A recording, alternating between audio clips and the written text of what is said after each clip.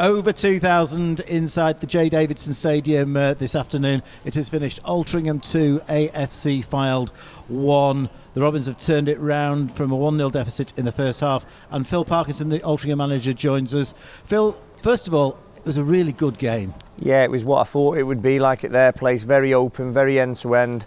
I felt even though we were 1 down, I thought we were really good in the first half. I felt we edged it in terms of quality, possession, retaining the ball. However, second half, extremely open, could have gone either way. The goal, we will be a little bit disappointed because Ustabasi, who caused us a few problems when he came on as sub in the August bank holiday game, he's got through us, but probably got through a little bit too easily. He did, but he's a good player, isn't he? So that's going to happen now and again. You play Fylde. I said it when we drew with them. I feel like they're in a massively false position, but probably what you see in there, not speaking ill of them, is why they are in the position, because they've not seen out a game. But ultimately we have, and that's the difference between the top and the bottom. Fine margins. It's a really tight league. As I said, it could have gone either way, like it did at their place, and I felt they were better than us at their place. But tonight, I felt we were the home team. First half, although we were 1 down, felt we were on top, and then second half, a real grit, desire, determination, and a real good bit of quality from Chris to get the winner. It's always the team performance that counts, but today we have seen 2 pieces of individual brilliance. Chris has just described in the sponsors lounge that the second goal is the best goal he's ever scored. Really? Wow. Well, he scored some absolute wowzers here, so I'm surprised, but in the same breath I'm not, because that's what he does. He has them magic moments, and that's why the first moment I seen him, I knew he was capable of doing that for us, winning games, and that's what he's done tonight. He's a super player, and he's one I'd want to pay money to go and watch. The first goal, first of all, Eddie Jones was very close to being inside the area. It looked inside to me.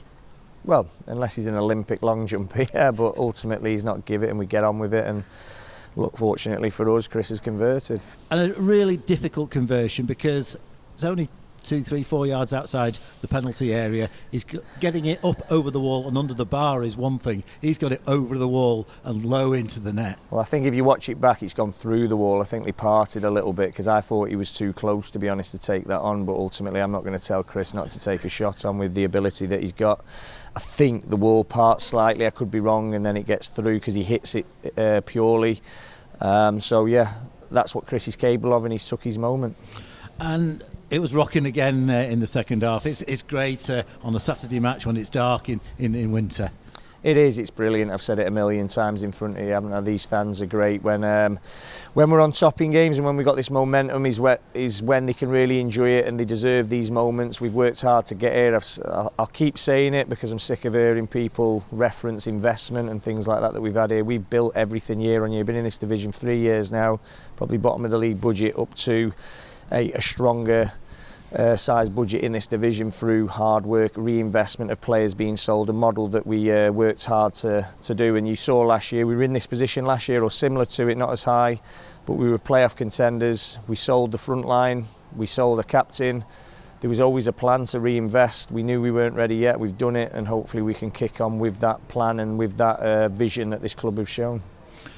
We're up to 4th in the league now. There's a bit of a gap between us and Barnet in 3rd place, but that's a great position to be going into next Saturday's televised game on TNT Sports. As all managers say, it's not Christmas yet. I've not looked at the league table, but I'm a liar, aren't I? Of course I have. It's great to be in that position. I'd rather be there than the opposite end of the table. So, yep, great. We just want to keep looking up. We want to keep gathering points and see where this season takes us.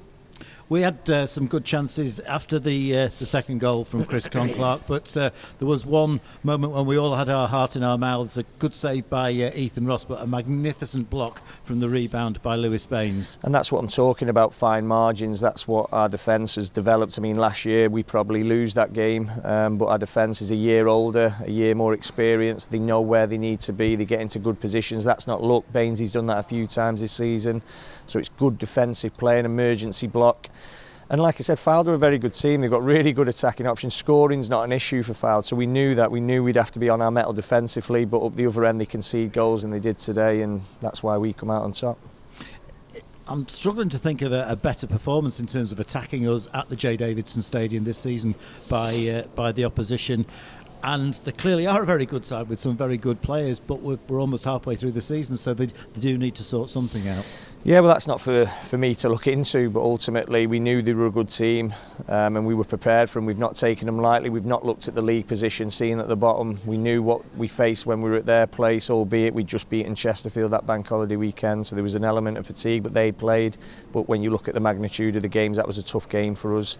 Took a lot out of the lads mentally and physically, but ultimately it was early on in the season where we needed to rotate and probably didn't help us, hindered us, and they took full advantage of it. And like I said, I felt they should have beat us that day, but again, we managed to, we got a draw. Well, we threw away a win when we've conceded in the last minute, but ultimately they were the team well on top on that day. And listen, they're a very good team, and I'm sure they will turn it round. I hope they do. It's a good club. And like I said, when they play like that, that's what you want to see. If I come to a game of football, I want to see two teams going end to end.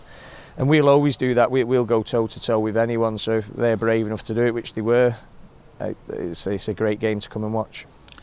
And of course tonight is the event that all managers fear. It's the Christmas do for the players, but they fully deserved it, and there's nothing better than going on your players' Christmas do on the back of a superb victory. Well, yeah, it's your worst fear as a manager, because you know, as the mind's on it, there'll be the question marks. But these players, they always give it 100%, and it's fair play to them to be able to get this win. Not have to worry about a game midweek. So yeah, they'll get this weekend to themselves, fully deserved, and I hope they enjoy it, but not enjoy it too much.